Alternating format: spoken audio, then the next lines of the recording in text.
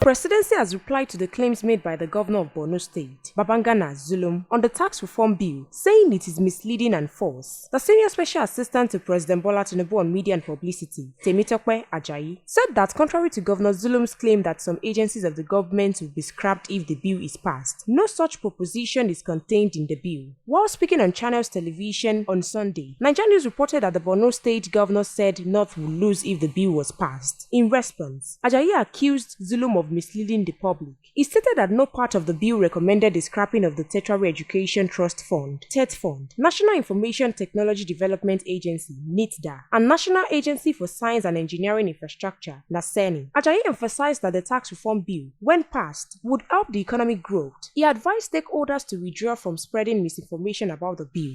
A professor and governor of a state should not be on a national television to propagate what is not true. There is no part of the tax reform bills that recommends scrapping of TET Fund, NASENI, and NITDA by 2029, as claimed by Governor Zulum in his Channels TV interview with Seun Okinbaloye. In any public debate about these four bills before the National Assembly, there should be no place for misinformation and deliberate falsehood. It is expected that these important reforms bill will generate different reactions and views, but commentators and various interest groups should endeavor to keep to the fact as contained in the bills, Ajayi said. Stay tuned to Naijanews TV for more verified and reliable news updates.